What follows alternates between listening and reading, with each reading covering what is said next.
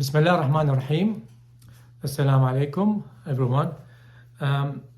This has been a long time pause since my last video regarding verse An-Nisa chapter 4, verse 34, which I call the infamous woman's beating verse.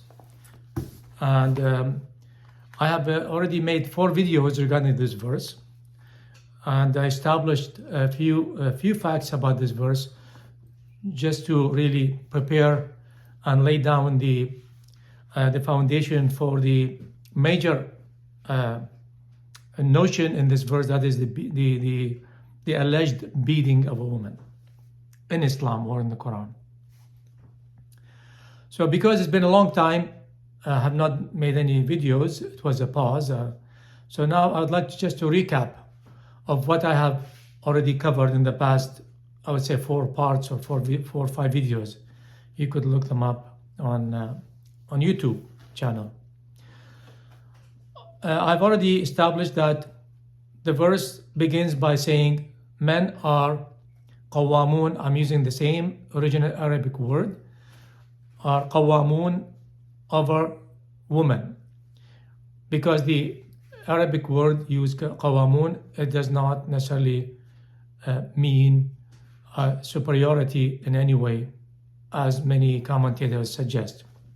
So the word qawamun here, it has in it a moral dimension, because it has been mentioned in the Quran in 2 times in the same format, and also have mentioned many other times, just to mean that is, it has a moral dimension, which means, based on that meaning, that men are morally responsible for women. So this basically a basic divine kind of recommendation to lay down the responsibility on men to look after, maintain, protect, honor, and what have you, their woman, whether it's a wife or whether it's a family member or daughters and what have you. So that is already established in the previous videos. You could look it up. I'm not going to go over in details. So men are morally responsible for women. I mean, that is not, there's nothing better than this. Obviously, the common belief about this particular verse, they use it against women. They say men are superior to women, which is absolutely not the case from the Quran itself. This particular meaning is not based on cultural opinions. This is based on a Quranic standpoint. So from a Quranic standpoint, men are morally responsible. I explained that a woman can be responsible for the family if situations changes. And that's something in details in my other videos. Now, the other major issue in this particular verse is the notion of nushuz. I've also explained in my previous videos, I believe adequately enough to basically to establish that nushuz here is a state of a behavior of a woman that would take her outside the moral boundaries that is laid down by the verse. And I explained that the moral boundaries for a female, as long as she stays in these 2 moral orbit, I called it, she is not entering in the state of nushuz. If she goes out of those 2 boundaries or 2 limitations, moral limitations that she must abide by, when she goes outside of that fold, she will enter the state of nushuz, and then there would be some repercussions and recommendations by the verse. There were 3 recommendations given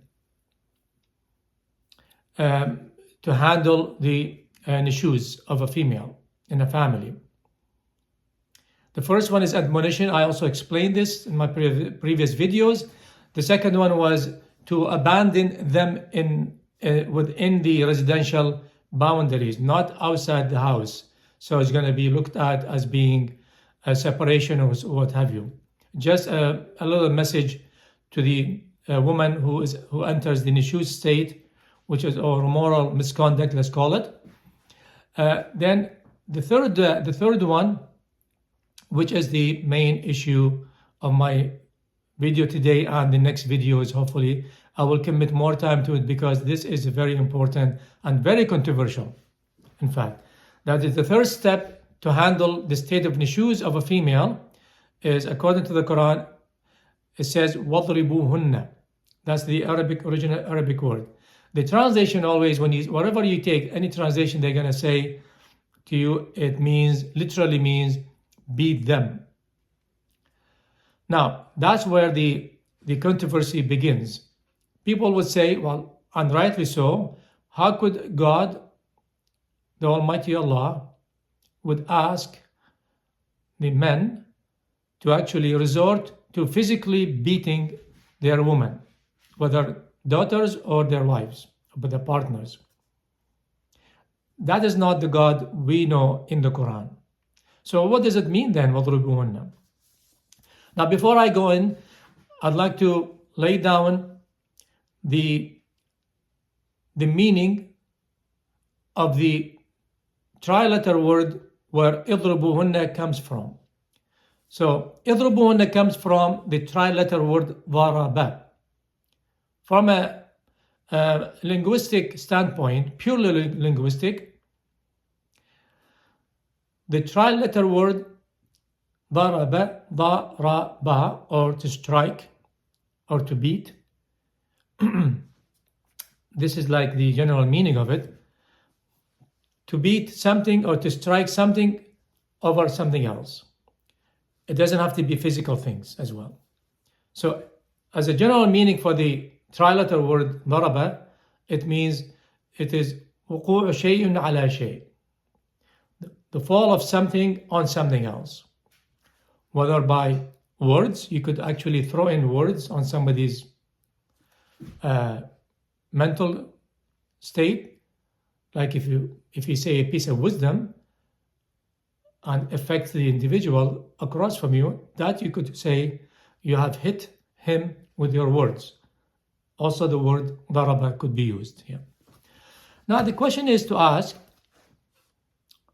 why would the commentators of the Quran, in fact, I'd say all of them, they immediately resort to the common meaning of the word ضرب, that is to strike physically?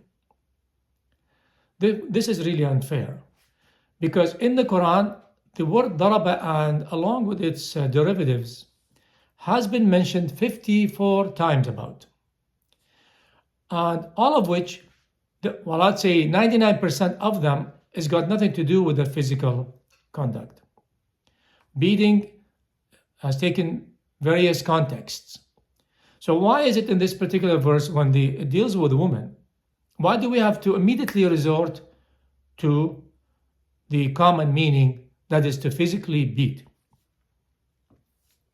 So I will go, I cannot go through all of these verses, 54 verses, that may take me 54 years, but I will definitely just break them down into various contexts. I will group them into various contexts, meaning the 54 verses whereby the word ضرب and its derivatives, ضرب, يضرب, يضربون, ضرب, أضرب, and so on. Or اضربوا. All of these various derivatives are derived from the tri-letter word ضرب. And I will group them into various groups based on their context in which they fall into. The major really portion of these verses, 54 verses, is the context of striking an example. There are so many verses in the Quran, which I did not count, but there's plenty of them. It employs the word ضرب, the exact word used in this particular infamous verse, chapter 4, verse 34. The exact word, ضرب. Allah said, وَيَضْرُبُ لَكُمُ الْأَمْثَالِ, and ضَرَبَ لَكُمْ مَثَلًا. So ضرب الأمثال, the striking of examples. Now, why these verses use or employ the word ضرب? if it means physical, as the commentators suggest in the case of a woman. Obviously, when they come to these verses of strike an example, they don't assume this is physical, because the example is basically a bunch of words. It's a mental situation. You choose some words and you throw them at your opponent or those people whom you are trying to argue with, and they would listen to them, and hoping that you might influence them, affect them, or explain the situation is really at hand. That is what but they never say this is physically, you take words, because words are not physical, as we know. So in the case of examples, daraba has no physical dimension. But unfortunately, in the case of a female, they say it's a physical. So now, in order for us to understand what is really the word daraba mean on a linguistic level, forget the Quran, forget the Sunnah, forget any usage from the Arabic language. I'm talking about the Arabic tongue of the Quran. Because there's a difference between the Arabic tongue of the Arabs and the Arabic tongue of the Quran. It's a big difference. Now, let's analyze what is exactly happening when you or anyone strike an example, or when God strikes an example to mankind, to human beings. Why would the verse use or employs or pulls the word daraba in the case of striking examples? Now let's see what's really happening when you have the urge or the need to strike an example to the opposite party whom you are engaged in with an argument or with a discussion, what have you, of a specific notion. So let's say if you are discussing with somebody, let's say you're discussing with an atheist, you're trying to explain to them the reasons why you believe in God and why you are following a certain path taken from our ancient studies and traditions and so on. The other side doesn't seem to get the message, doesn't seem to understand your logic about this. So in this case, when there is a stalemate between the two parties, between you and the other party you're trying to explain, there is always a need to resort into giving an example. So in this case, you have to strike an example. Why do you have to say strike an example? Or nadrab مثلا, daraba. Obviously it's not physical. But why is it there's a need to employ the word daraba? Now what's really happening when there's a stalemate in like a dead end between the two parties, nobody is understanding each other, and then you really wanted to make the case at hand simple, to make it more comprehensible to the other side. So hoping that the example you will be striking or throwing at the other side will ease things, will break things up. So imagine at that stage, before you strike an example to the other side, that idea is very fuzzy on the head, what you think at least, on the head of your opponent, whom you're arguing with. It's very fuzzy. It's all over the place. It's not clear. No, he's not getting the message from you because the idea is really scattered everywhere. So when you strike an example, what you're doing in essence, you're actually throwing a boundaries, imposing a boundaries around the issue at hand, the argument at hand. That example is going to throw itself, and imagine it to be throwing a boundary or a siege, or impose a siege, let's say, or you sanction that idea. Surround it. When you surround it, you allow the other side to zoom in more, to use their higher level of comprehension, because you are zooming like a flashlight on a specific area. So when you go to a room, not too much lights in it, and you're looking for something, you really maybe have a difficult time to locate what you're looking for. But when you have a flashlight and very powerful and zoom in, you zoom in on the areas that you want to, and it's going to make it easier for you. Same thing when you strike an example in the midst of argument to the other side. So what you're doing in essence, you are really striking, not in the physical sense, you are striking the issue at hand, and technically what you're doing in essence with this example is isolating the issue at hand, and you're creating some kind of boundaries, and you allow the other side to zoom in more, to have a better understanding so they could see more clear. And that usually the examples make things easier, and many occasions that the other side might begin to understand. Either they agree with you or they don't. But at least you've done your part to give them an example. You facilitated for them to understand better, so it will be no excuse. So the idea becomes clear, so it becomes optional to them. They take it or they leave it. So they're not going to say, oh, well, I did not understand it, but you made it clear for them. Why? Because you have stricken the example. So strike an example, the word daraba here employs simply what you're doing in essence, you are imposing some kind of a sanction or a boundary around the idea. That is in the case of example. You would make them to remember. So the Quranic standpoint, now we go to the Quran, the main purpose of striking examples is clearly stated by the Quran. It's not an opinion. The Quran says, we strike examples for you so that you may remember. So the purpose of striking an example is basically you're allowing the other side to zoom in more, to focus more on the idea at hand, and to make them remember. To remember maybe reasoning. Reasoning is a way of remembering. When you employ reason, when you really give it some thoughts, independently from any influence, so technically you will remember that, oh, that is the right idea, or you remember that is not the right idea.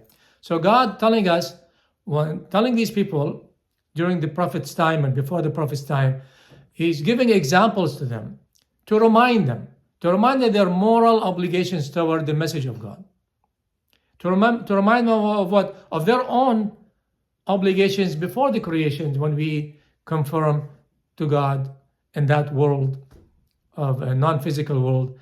We agreed and we confirmed that God is the creator of all things. That's a different topic, of course.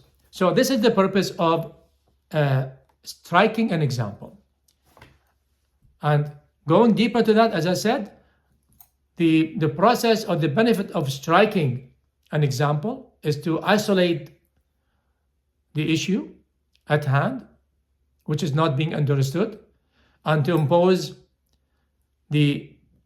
some kind of an intellectual focus on it. When you impose it, you isolate the idea from any other influences, maybe cultural or not cultural, maybe somebody trying to influence that person, not allowing them to understand fully.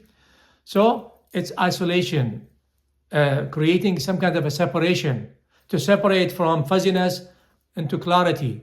Whatever, you could really think of it the way you want. But that is the purpose of daraba, when you strike something. That is as far as the strike an example. And the same word was used in the case of a woman's beating, so-called woman's beating.